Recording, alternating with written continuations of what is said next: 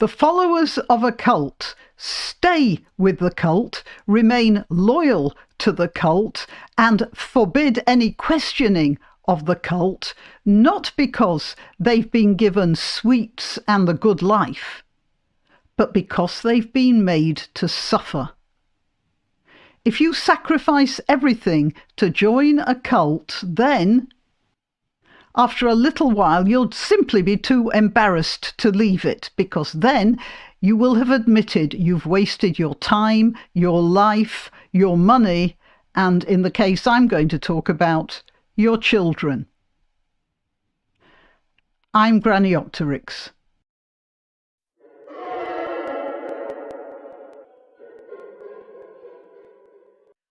I was put in mind of that. I have spoken about it before, but it does bear speaking about again. I was put in mind of that when I came across this here, and I thought I'd find some more examples for you. It says here, this is a video which I'm not playing, I'm just showing the thing. Mariam Mohammed Farhat was the most popular female Hamas politician in Gaza after she sent her 3 sons to be suicide bombers and kill Jews. In this video, she admits that she is the one who encouraged her children to kill Jews and die. When the reporter asked her why she wanted her children to die, she explained that it is part of jihad and Islam. At the end of the interview, she sent a message to all Jews in Israel, urging them to hand over all of Israel's lands to the Palestinians and flee before they will be blown up into pieces by Palestinian suicide bombers. And then the comment of the person who posted this video proves that Hamas is the obstacle to peace in the Middle East. Hamas terrorists do not want a 2-state solution, and they are even ready to sacrifice their own children for the sake of jihad against Jews. And I'm interrupting myself here to remind you to click like, to subscribe, and to share. And if you're on YouTube, remember to click the notification bell. All the links to my other channels are in the description, including links to donation sites. I'm always grateful for donations, of course, but just clicking like is the best thing you can do for this video and my channel generally.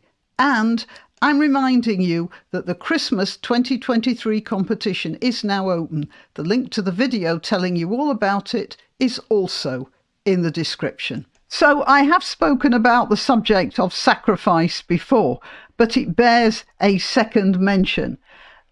You make people loyal to whatever cult you have created by forcing them somehow, by social pressure, or even at the even with more coercive techniques, by forcing them to give more than they can, and the most you can give is your children, isn't it? And when you've done that, if you've sacrificed your children, you'd feel pretty silly about backtracking after that. That would mean everything you've done, everything you've given up, all the suffering you've had, that was actually a waste. And people don't like to think they've wasted their lives, or their children's lives come to that. So they have to make meaning of it. And therefore, if you've sacrificed your child or some relative, then you feel you have to keep on doing what you're doing. It was something, I remember now, a comment from the First World War where one of the generals said, well, we've had so many men killed in this battle, we can't stop now. It was something like that. Anyway, so this is this woman. She became a Hamas politician. And look at her there, draped with the Hamas flag and no kids.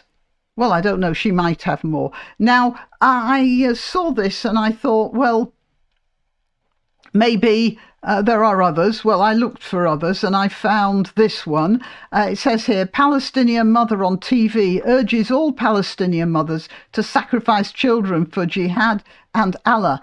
And she explains, death is inevitable, so why not die as martyrs? And yeah, I mean, I suppose you could look at it like that. Why bother eating? Why bother doing? Why bother procreating? Why bother doing anything else? Why invent things? Why make your life better? And this is the idea that's gripped the people of Gaza right now, and they're living in the sand while the Israelis are making firsts in science. They recently, the Iranian-backed Houthis fired a rocket, a ballistic missile at Israel, and Israel shot it down in space. It's the first time that's been done, and they are living like this. Right, next one. There's this. Let's have a look at the... I'll read it out as well, though. What does she say? Why do the Palestinians give birth to so many boys and girls, she says. I heard a beautiful answer to this question. We give birth to so many children so that we can push them to death, to martyrdom. Well, that's what she had to say about that. And then we have this, which I found, I mean, as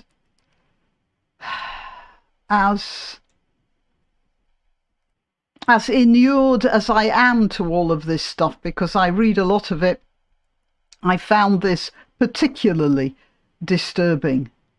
Now, I'll show you the video.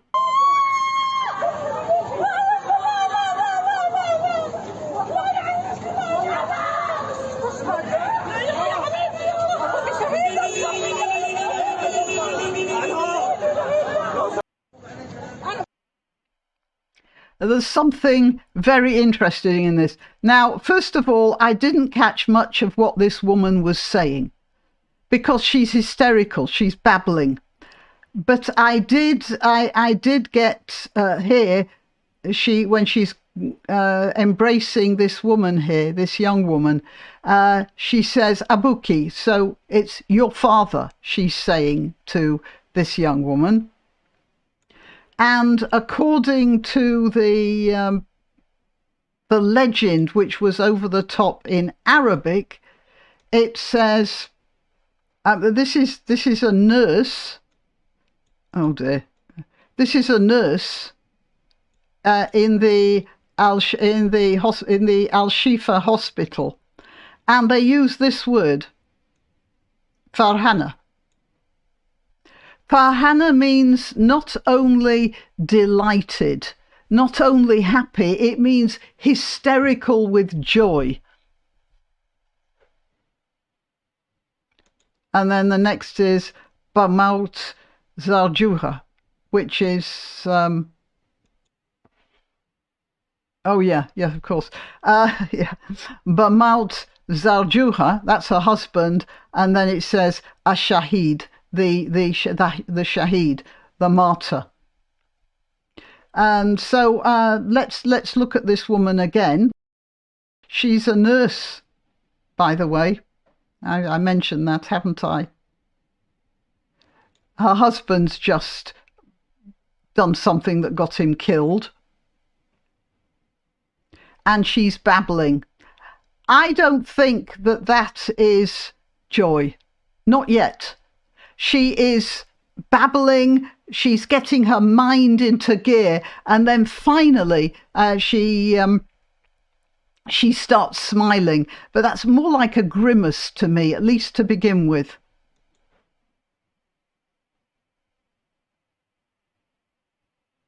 And then she embraces her daughter, and she's talking about, her father. So there are two women. One's a widow now, or one's not got a father anymore. I want you to notice something else, though. That woman is dressed in modest Islamic dress, but it's not the most modest. She's wearing a fairly loose headscarf. Her daughter, though, is completely in black with the two layers of headgear. So between the mother and the daughter, there is a deepening of outward religious orthodoxy. And I thought I might show you a couple of photos I found.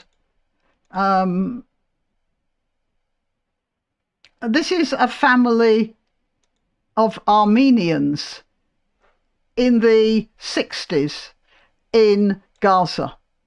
So yeah, they're Christians, they're not Muslims. But do you think even the few Christians who are left in Gaza would dare sit on the beach like that now? So, you know, it was an open society at that time. There would have been women dressed in traditional clothes, but they weren't bothering the Armenian women who weren't. And then there's this woman here who's dressed in, well, Orthodox Islamic dress, but not over the what we might call over the top. And then her daughter has turned into a complete, you know, full-scale, full-on.